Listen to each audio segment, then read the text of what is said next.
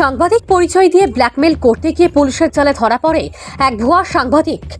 বহুদিন ধরে কাছাড়ের বিভিন্ন জায়গায় গিয়ে সাধারণ মানুষকে সাংবাদিক পরিচয় দিয়ে হেনস্থা করছে একাংশ ভুয়া সাংবাদিক। ভুক্তভোগী বয়ানমতে শাহিন চৌধুরী নামের এক ভুয়া সাংবাদিক সোনাই থানার অন্তর্গত ডুমনিপাড় অঞ্চলের আফতারুন নেছা ছেলেকে ফোনের মাধ্যমে নিউজ সম্প্রচারের ভয় ভাবুকি দেখিয়ে 1.5 লক্ষ টাকা দাবি করে। সেই টাকা আদায় করতে শনিবার রাত 10টার সময় আফতারুন নেছার ঘরে গিয়ে ছেলেকে ডেকে সেই সময় ছেলের মা আফতারুন নেছা ঘর থেকে বের হয়ে ভুয়া সাংবাদিক শাহিনের সঙ্গে কথা বলে শাহিন চৌধুরী জানায় তার সঙ্গে সোনাই পুলিশ রয়েছে এবং ডিআইজির সঙ্গে থাকা তার একটি ফটো দেখিয়ে টাকা আদায়ের জোর প্রচেষ্টা করে। পরবর্তীতে কোনো মতে 5,000 টাকা নিয়ে চলে আসে। রবিবার সকালে ওই মহিলা ছেলেকে সঙ্গে নিয়ে সোনাই থানায় এসে একটি এজাহার দায়ের করেন শাহিন চৌধুরীর বিরুদ্ধে। এজাহারের ভিত্তিতে সোনাই ওসি শাহিন চৌধুরীকে তার নিজ বাড়ি থেকে আটক করতে সক্ষম হয়। Bureau report, Assam prime network. কালকে রাত্রে শনিবার প্রথমে 10:44 ফোন করা হয়, তাই আমার ফোন করছেন করিয়া 21 মিনিট আলাপ আলোচনা করছেন যে আপনার ভিডিও ওরকম বানায় নিয়েছি, আমরা ভিডিও বাইর করলে রাত্রের ভিতরে এটা সমাধান একটু দূরে হন।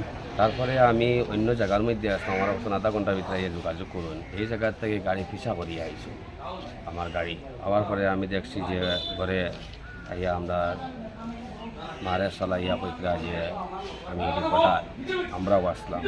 তখন তার কাছে আই কার্ড একটা আসলো, আই কার্ডও ফটো নিবার দিছেন না, আর মাইকও ইয়াও ধরে লেছেন। ধরিয়া তান কিছু আলাপ আলোচনা করছেন যে তোমার এখানে যে জমি সংক্রান্ত বা তুমি এটা চলতায় বা অশালীন মন্তব্য করছো, মানে একটা দিয়ে একটা ভিডিও বানাইয়া। আমি খবর লিয়ে দেখলাম তাই তো কোনো রিপোর্টার না, এইভাবে তারা একটা পেজ চালাইয়া মানুষের হ্যারাসমেন্ট করে আর টাকা পয়সার অনেক দাবি করে। তাই কোয়েছেন আমরা 2-3 জন আছি, আপনি এটা মীমাংসা করিলাই 1.5 লাখ টাকা আমরা দিলেন, এটা শেষ হয়ে যাব। আমি বলছি আমার কাছে কোনো টাকা নাই, কারণ আমি তো কোনো টাকা ইনকামও করতে পারি না, আমি আমার চলিয়ার আমার ভাইগুলো তারা আলাদা চলত। এরপরে ওটা কোয়েছেন 50,000 দিলাম, এরপরে কোয়েছেন 30,000 দিলাম।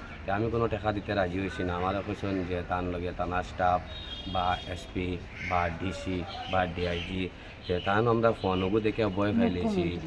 মুখ্যমন্ত্রীর কথা কইছেন যে আমরা তো জানি মুখ্যমন্ত্রী স্যারে যে ইলা হইলে তো আমরা তো স্যারে জানাই বাবা উঠাই নিবা।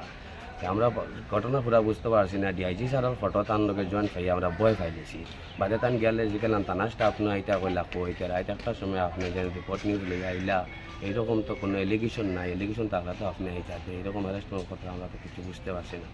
তার বয় করিয়া মানে তাই টাকা 5,500 টাকা কোন জায়গাতে ম্যানেজ করিয়া দিছ। দিয়ার পরে আমরা কইল রাস্তার গাড়িত মানুষ দেখাইবা, রাস্তার গাড়িত না মানুষ না দেখাইয়া গাড়ি মানে ছাড়িয়া হইয়া গেছে। আমি ওটাও কইতাম সেই আর যে আমরা যখন সোনাই থানায় জানাইছি বা আমার এলাকার বিটিপিও জানাইছি, তাইনও সোনাই থানালয় সহযোগিতা করছেন। আর আমরা ওসি স্যারে খুব ভালো একটা পদক্ষেপ নিয়েছেন, খুব সুন্দর সুবিচার করছেন, লগে লগে তাই আসামিরে অ্যারেস্ট করছেন। মানে আমরা রাখিয়া মোটামুটি 10-15 মিনিটের ভিতরে অ্যারেস্ট করে লইছো। আমরা ওসি স্যারে খুব ভালো একটা কাজ করছেন আমরা দেখলাম। আর আগে থেকে দেখে আসুন আর ওসি স্যারে যেগুলো চলাই যেটা এটা আমরা খুব শান্তি পাই। আর সরিয়া আমরা এসপি সাহায্য হইয়া যে এইদিকে একটু লক্ষ্য করার লাগিয়া যে অনেক পেয়েজেলা মানুষের সাধারণ মানুষের এইভাবে হেনস্থা শিকার হওয়া লাগে। বিগত আরও কয়েকদিন আগেও ডুমনিপাড় থেকে একটা নিউজ বাড়িয়েছে, এইরকম একটা রিপোর্টার আইয়া এইরকম মানে পয়সা করে দিয়েছে যে আমরা এটার মধ্যে বারবার হেনস্থা হইয়া। আর এখন আমরা হুমকিও দেওয়া হয়েছে। আমি তো কিছু রাস্তাঘাটে চলাফেরা করি যে প্রাণে মারার মানে হুমকি, যে আরও লোকজন তার লগে আছে। আমি এটা খুব ভয় পাইছি।